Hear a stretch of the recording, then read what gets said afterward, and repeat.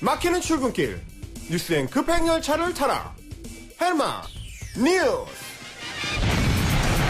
네, 매일 아침 청취자 여러분의 속을 시원하게 뚫어드리는 시간입니다. 오늘도 헬마 뉴스 함께 할 건데요. 헬마우스 임경빈 작가 나와 계십니다. 안녕하세요. 안녕하세요. 헬마우스입니다.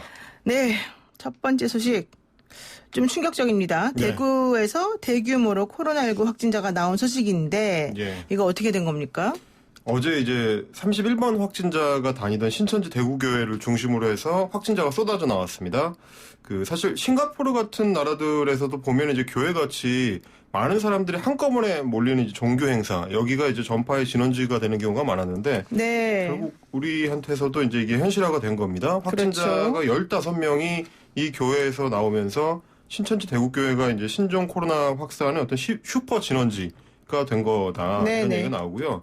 특히 이제 대구교회 같은 경우는 경북 인근에서 이제 이쪽 신자들이 다 모여드는 어떤 일종의 거점 역할을 하기 때문에 자칫하면은 이제 지역 내에 추가 확진이 계속 좀 커질 수 있는 우려가 있습니다. 지금 이 신천지 교회 그 예배 형식이 조금 독특해서 오히려 전파 위험이 높아졌다. 네. 이런 얘기 나오던데 왜 어떻게 예배를 보길래 이런 얘기가 나와요? 보통 이제 일반적인 교회는 이제 의자에 앉아서 좀 떨어져 앉을 수 있는, 앞뒤로 특히 이제 좀 떨어져 앉을 수 있는 구조인데 신천지 교회 같은 경우는 이제 신발을 벗고 들어가서 바닥에 이제 앉아서 이제 예배를 드리는 방식이라고 해요. 그래서 바닥에 이제 오밀조밀 모여 앉다 보니까 다른 종교 시설들보다는 이제 신자들 사이에 이제 간격이 좀 더 밀착하게 되는 거고. 그렇군요. 이렇게 되면은 감염도가 상대적으로 좀 높아질 수밖에 없습니다. 그래서 보통은 또 이제 예배는 한 1시간 정도를 하는데 네. 신자들의 이제 개별 활동이 굉장히 활발한 게 또 신천지의 이제 특징이어가지고 예배가 끝난 후에도 교회 안팎에서 따로 이제 모임을 갖기도 한다고 합니다. 그러다 보니까 이런 어떤 독특한 예배 방식 그리고 특유의 그 포교 방식 네. 뭐 이런 것들 때문에 드러나지 않은 전파가 좀 더 많을 수 있다. 이런 우려가 커지고 있습니다. 그렇군요. 그런데 이제 신천지 교회의 활동은 사실은 우리가 알기 어렵게 좀 비밀스럽게 이루어지는 경우가 많다 이런 얘기를 하더라고요. 이렇게 되면 방역망이 결국은 좀 추적하기가 어렵다.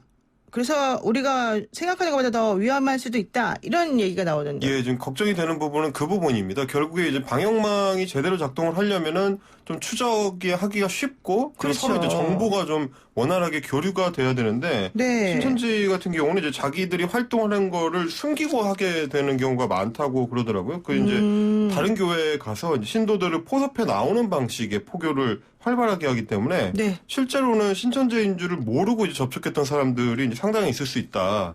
게다가 이제 어제 같은 경우는 텔레그램 단체방 등을 통해 가지고 거짓 대응을 지시하는 정황이 이제 드러나면서 이런 걱정이 더 커지고 있습니다. 어제 오후에 이제 대처 방향이라는 이제 제목의 공지 형태의 글이 그 신천지 신도들이 단체로 모여 있는 텔레그램 방에 올라왔는데 네. 내용 보니까 뭐 그날 전파가 발생한 그날 그 예배에 안 갔다라고 하거나 아니면 다른 곳에서 예배를 드렸다라고 어디 가서 얘기를 해라. 거짓말을 하라는 거예요? 그렇죠. 거짓말을 하라고 이제 지시하는 내용이 들어있었던 건데 네. 물론 이제 신천지 측에서는 뭐 일부 사람들이 개인적으로 한 거다. 우리가 공식적으로 그런 걸 한 적은 없다라고 이야기를 하긴 했습니다만은 이런 식으로 좀 비밀주의 그리고 좀 드러내지 않으려고 하는 거.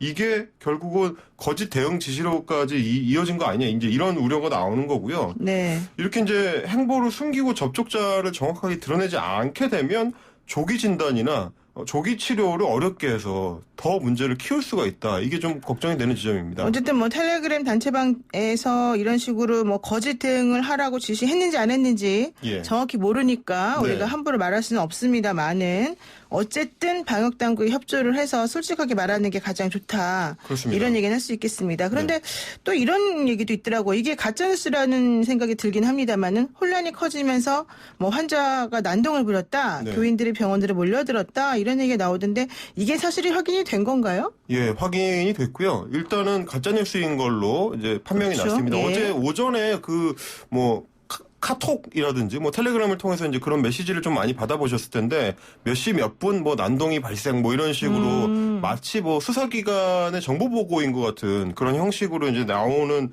그 카카오톡 메시지가 있었는데 뭐 31번 환자가 퇴원을 요구하면서 난동을 부렸다. 아니면 이제 간호사의 마스크를 벗기고 몸싸움을 했다 이런 얘기가 들어있고 네. 또 이제 신천지 교회 신도들이 병원으로 몰려와가지고 이게 업무를 방해하고 있다 이런 내용이었습니다. 근데 이제 발행 시간까지 구체적으로 적혀 있다 보니까 이게 조금 정확한 정보냐 이 혼란이 좀 있었는데 대구 의료원이나 이제 대구지방경찰청 등에 이제 확인을 해보니까 그런 일 없었다고 네. 하고요. 어제 정은경 질병관리본부장도 사실 무근이라고 확인했습니다. 다만 이제 대구의료원 같은 경우에 접촉자 2명이 답답하다, 집에 가겠다, 이제 이러는 바람에 네. 중간에 이제 경찰에 도움을 요청한 사실은 확인이 됐습니다. 근데 그게 뭐 난동이나 이런 건 아니었고 경찰이 이제 통화를 해가지고 그 사람들하고 통화를 해서 진정시켜서 여전히 이제 격리 상태다. 이거는 이제 정리가 됐습니다. 그러니까 확진자가 갑자기 늘어나면서 이제 불안한 심경은 뭐 그럴 수가 있는데 네. 굳이 거짓을 만들어가지고 퍼뜨리면 이게 사회 혼란만 키우는 일이 됐으니까 이거는 좀 피해야 되겠죠. 그러니까 31번 환자가 뭐 처음에 코로나 관련된 진단을 좀 거부했다는 내용은 나왔는데 검사를 이제 거부했다. 예, 어제와 같이 뭐 난동 부렸다 이런 얘기는 사실 무근이고 예, 예. 경찰이 원래 그 병원 주변을 좀 원래 수시로 순찰하고 있다가 네, 네. 문제가 생기면은 이제 가는 형식인데 뭐 그렇게 가긴 갔는데 난동을 부렸다 이건 아니다 이렇게 얘기 나오더라고요. 네. 좋습니다. 자, 두 번째 소식은 뭘까요?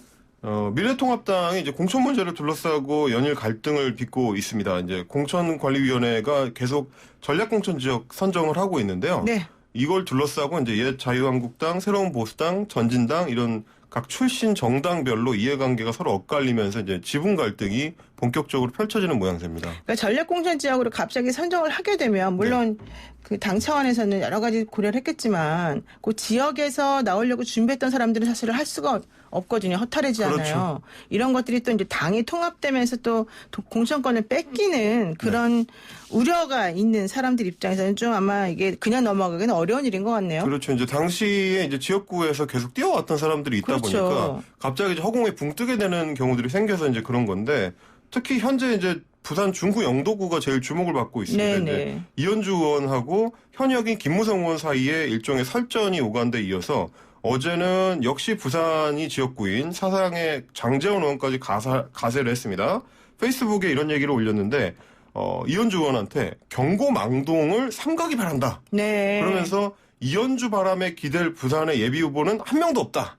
이렇게 단언을 했습니다. 이제 이게 뭐냐면 이현주 의원이 그 전날 김영호 공관위원장으로부터 내가 확답을 받은 게 있다. 전략공천 됐다는 식으로. 네, 부산에서 바람을 일으킬 수 있는 거는 이현주뿐이다. 이런 얘기 내가 들었다라고 하니까 장재원 의원이 그런 바람 기대하지 않는다. 이제 이런 얘기를 한 거죠. 네. 근데 이제 여기에 대해서 뭐 오는 건 환영이지만 그럼 경선에 하면 되는 거다. 뭐 이런 얘기까지 하고 또 이현주 의원이 조금 센 발언을 했기 때문에 네네. 아마 이런 문제들이 좀 서로 감정 싸움으로 좀 번지는 것 같네요. 그렇죠. 아시겠습니다만 뭐 사실 지역구의 경선이라는 게 그 나중에 참여한 사람일수록 이제 불리할 수밖에 없거든요. 그러니까 이제 올해 그동안 예비 후보들이 털을 닦아왔는데 이현주 의원이 수도권에 있다가 들어왔을 때 이현주 의원한테 너무 불리하다라는 뭐 일각의 이 우려가 있다 보니까 그래서 전략공천을 해야 된다는 얘기도 있고 서로 이게 엇갈리고 있는 거죠. 네, 그렇습니다. 또 유승민 의원도 어제 좀 화가 난 것 같아요. 이 김영호 공천관리위원회 위원장에게 점점 이상해진다 뭐 이런 얘기를 했다는데요. 예, 그 유승민계의 이제 이해운 의원이 새로운 보수당 출신이죠. 이게 이제 공천에서 배제돼서 컷오프 될 거다 이런 소문이 돌자 공천위원들한테 이제 직접 문자를 보낸 겁니다. 이제 이거 형평성에 어긋난다. 이현주는 전략공천하고 이해운은 자르냐. 이제 이게 맞느냐 이런 이제 비판을 했다는 건데 게다가 이해운 의원한테 개인적으로 보낸 메시지 내용 중에는 김영호 갈수록 이상해지네라는 내용이 들어있었습니다. 그래서 이게 새로운 보수당 출신들이 홀대를 받는 모양새가 되면은 결국에는 통합 명분이 악화가 되면서 갈등이 더 커질 가능성이 좀 엿보이는 거죠. 네, 그렇습니다. 우리 박지원 의원도 우리 방송 나오셔가지고 공천이 결국 문제다 이런 얘기 했는데 정말 공천이 문제인 것 같네요. 자, 세 번째 소식은 뭡니까? 자, 이게 뭐 총선과 관련이 있을까 싶지만 사실 매우 관련이 높은 소식 하나 가져왔습니다. 그 포털 사이트의 실시간 검색어에 관련된 얘기인데요. 국내 최대 포털인 네이버가 4.15 총선 기간 동안에는 이 실시간 검색어 서비스를 일시 중단하기로 결정을 했고요. 2위 포털인 다음은 실시간 검색어 서비스 자체를 아예 이번에 완전히 폐지하기로 했습니다. 네, 사실 검색어 올라가면 좀 신기하기도 하고 재밌기도 하지만 네. 또 그것 때문에 문제가 되는 경우도 있으니까 그러네요. 진행자도 혹시 그 실시간 검색어 올라가신 적이 있으세요? 네, 저도 좀 많이 갔습니다. 네. 자, 그런데 어쨌든 선거 기간에 하필 중단하는 거는 이제 정치적인 문제랑 연결됐기 때문인데 이런 얘기 나오는 거죠? 그렇습니다. 이제 지난해에 소위 이제 조국 법무장관 관련된 전국에서 특히 정치적 대결이 이제 극한으로 치달았던 사례가 있는데요. 몇 분 단위로 조국 힘내세요라는 이제 실시간 검색어 1위를 하다가 좀 있다가는 또 조국 사퇴하세요. 이게 네. 이제 번갈아서 왔다 갔다 한 경우가 있었습니다. 뭐 이런 식으로 결국 양쪽 찬반 세력이 경쟁적으로 순위를 만들어내는 건데 이 검색어 순위가 원래는 지금 현재 한국 사람들이 어디에 관심을 갖고 있느냐 이걸 보여줘야 되는데 오히려 특정 세력들이 난입을 할 경우에 이걸 좀 오염시킬 수 있다. 정치적 세력 대결의 장으로 이제 변해버릴 수가 있다. 그러면 갈등만 증폭시키고 유권자들이 정확한 정보를 검색하거나 판단할 수가 없게 된다.